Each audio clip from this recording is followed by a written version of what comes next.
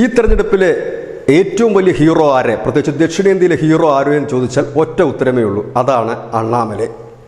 അതിന് കൃത്യമായ കണക്കുകളുണ്ട്. വെറുതെ അങ്ങ് പറഞ്ഞു പോയാൽ പോരാ, കണക്കുകൾ നിരത്തി പറഞ്ഞാലേ ആ ഹീറോയുടെ യഥാർത്ഥ ഹീറോയിസം നമുക്ക് അറിയാൻ കഴിയൂ.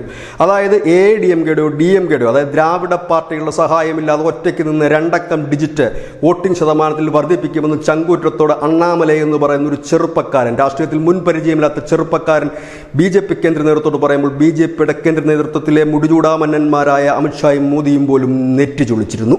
3.67% കടന്ന തമിഴ്നാടിൻ്റെ വോട്ട് വിഹിതം ഇപ്പോൾ BJP തനിച്ച് 11 NDAക്ക് 18.27% എത്തിച്ച ഇതാണ് ഹീറോയിസം എന്ന് പറയുന്നത്. 12 ലോക്സഭാ സീറ്റിലാണ് NDA രണ്ടാമതെത്തിയത്. ഒപ്പം തന്നെ വലിയ രീതിയിൽ വോട്ട് വർദ്ധിപ്പിച്ച അനവധി മണ്ഡലങ്ങൾ, അതായത് നമുക്കറിയാം തമിഴ്നാട്ടിൽ BJPക്ക് ഒരിക്കലും വേര് പിടിക്കില്ല എന്ന് പറഞ്ഞ് എഴുതി തള്ളിയവരുണ്ട്. 3.67% തമിഴ്നാട്ടിൽ BJP നേടിയ ഏറ്റവും വലിയ ഒരു ശതമാനമായി കണക്കാക്കിയിരുന്നു. അവിടെ നിന്നാണ് ഒരു വൻപം കുതിപ്പ് നടത്തി 18.27 അണ്ണാമലൈ എത്തിച്ചിരിക്കുന്നത്. അതായത് DMKയ്ക്കും ADMKയ്ക്കും ഇടയ്ക്ക് കൃത്യമായി തങ്ങൾക്കൊരിടമുണ്ട് എന്ന് BJP ഒറ്റയ്ക്ക് തെളിയിച്ചിരിക്കുന്നു എന്ന് ഞാൻ എടുത്തു പറയുന്ന കാര്യം, അവർ സഖ്യകക്ഷികൾക്കൊന്നും വലിയ രീതിയിൽ മുന്നേറാൻ കഴിഞ്ഞിട്ടില്ല എന്നുള്ള കണക്കുകളുടെ അടിസ്ഥാനത്തിൽ തന്നെയാണ്. ഏതായാലും നമുക്ക് ആ കണക്കുകൾ കൂടി നമുക്ക് പരിശോധിക്കാം. BJP ഏറ്റവും കൂടുതൽ നേട്ടമുണ്ടാക്കിയത് തെക്കൻ ജില്ലകളിലാണ്. ന്യൂസിൻ്റെ മലയാളം പോയിന്റിൽ അനവധി വട്ടം പരാമർശിച്ചിട്ടുള്ള ആ പ്രദേശം തന്നെയാണ് തെക്കൻ ജില്ലകൾ.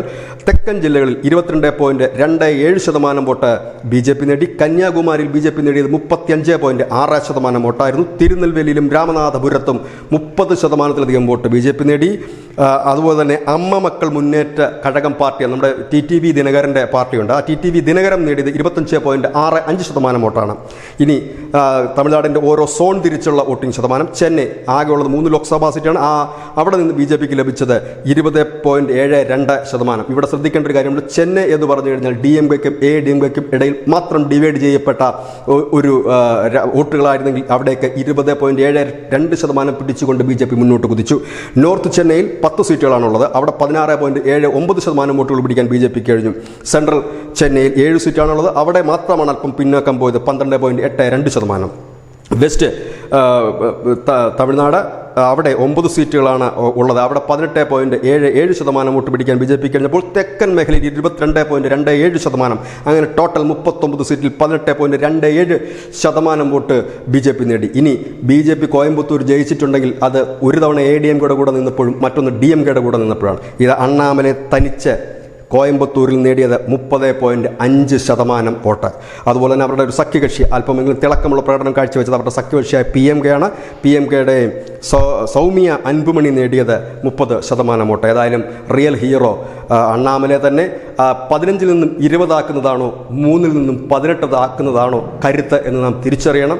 ജയിക്കുന്ന വോട്ടുകൾ ഇല്ലെങ്കിൽ ജയിച്ച സ്ഥാനാർത്ഥിയെ വെച്ച് പാർട്ടിയുടെ കരുത്ത് അളക്കാൻ നിൽക്കരുത്. കാരണം ഒരു സ്ഥാനാർത്ഥി, ഇപ്പോൾ കേരളത്തിൽ സുരേഷ് ഗോപി ജയിച്ചത് BJPയുടെ കരുത്തുകൊണ്ടല്ല, അദ്ദേഹത്തിൻ്റെ വ്യക്തിപ്രഭാവം കൊണ്ടാണ്. പക്ഷേ അണ്ണാമലൈ തമിഴ്നാട്ടിൽ നേടിയ ഈ 18% വോട്ടും 12 ലോക്സഭാ മണ്ഡലത്തിൽ രണ്ടാമതെത്തുന്നതും ചരിത്രം തന്നെയാണ്. ചരിത്രം രേഖപ്പെടുത്തുന്നത് BJPയുടെ പേരിൽ തന്നെയാണ്. അത് BJPക്ക് മാത്രം ഇല്ലെങ്കിൽ NDAക്ക് മാത്രം കിട്ടിയ വോട്ട് എന്ന് പറയാം. ന്യൂസ് ഡെസ്ക് ന്യൂസിൻ്റെ മലയാളം.